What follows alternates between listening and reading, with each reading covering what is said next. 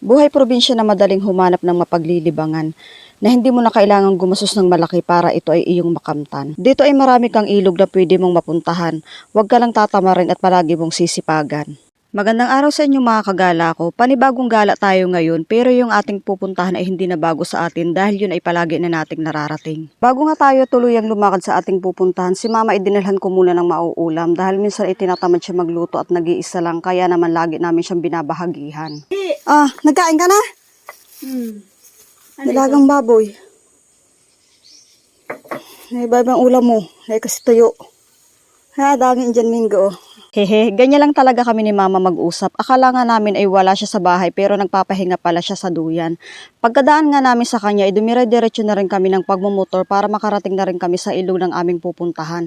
Nandun ang aming mga kasama kanina pa at kanina pa rin sila naghihintay sa amin.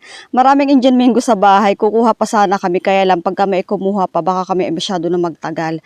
Dumaan muna kami dito sa malapit na gasolinahan para magpagasolina at alam nyo na mahirap ang lumakad ng walang pasigurado sa daan. Pagkatapos naming maggasolina, ituloy-tuloy na kami para kami ay makarating na rin agad sa aming pupuntahan. Malapit lang ito mga kagala ko at dito din lang ito sa barangay namin. Ito nga siya at lumiko na kami dito sa parting may highway at dire-diretso na ulit kami dito sa dadaanan. Medyo may kahirapan lang pagdating sa pagmumotor ang daan dito mga kagala ko dahil kapag hindi ka sanay sa mga malulubak na bato ay medyo may hirapan ka magmotor. Pero kaya naman, kaya din ng 4 wheels basta dahan-dahan lang. Hindi rin naman kalayuan ito mga kagala ko kung lalakadin mo lang siguro matagal na ang 10 minuto or 5 minuto. Nasa ganun lang. At ito ay tamang-tama din para sa mga tamad na maglakad dahil abot ng sasakyan. Nakapag-adventure ka na, nakapag-enjoy ka pa. Tingnan nyo naman ang paligid. Bungad pa lang ay napaka-presko na sa mata at may enjoy mo na.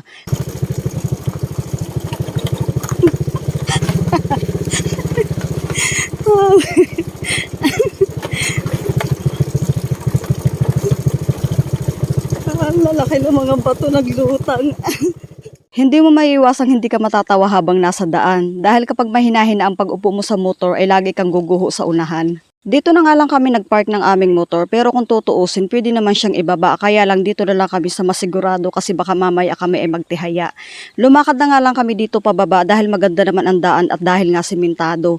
Puntahang-puntahan na rin ito mga kagala ko ng mga tao, dayuhin din ito ng paglalaba dahil nga malapit lang at abot din ng sasakyan kaya hindi na nila problema ang pagbibitbit.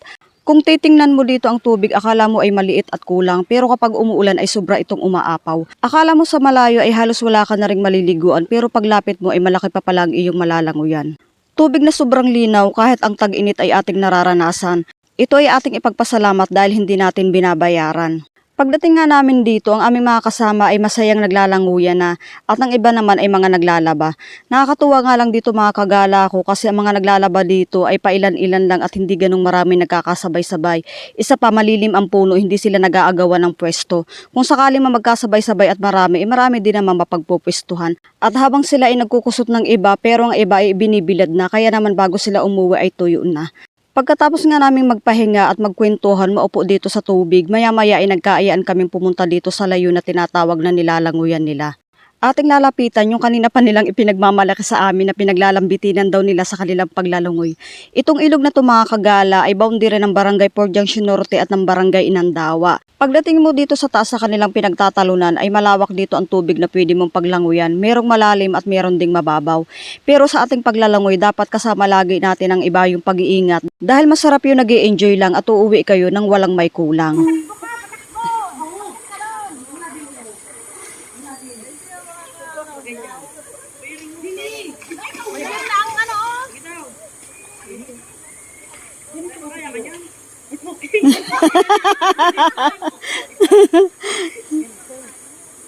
Oop!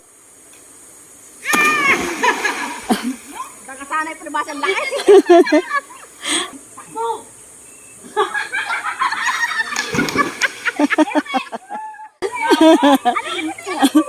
Malalim ano? Bumuelo pa yon. Malalim kuya?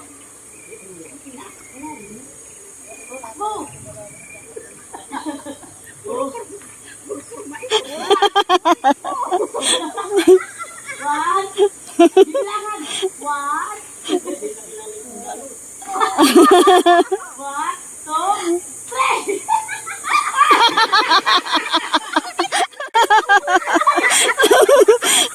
Talulay.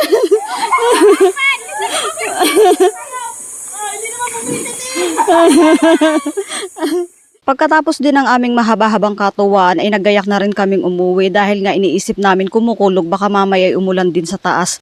At ang iba naman ay naiwan pa rin namin na naglalaba dahil kabisado naman nila ang panahon kung babahan na sa taas or kung sila ay mananatili pa.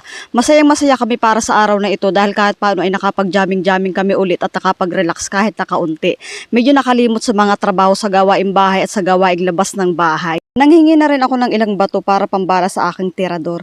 Para sa mga pupunta dito mga kagala ko, sa mga mag-i-explore para dayuhin ito, sana ay iba yung pag-iingat ang gawin nyo dito at iba yung pag-iingat para sa ating kapaligiran.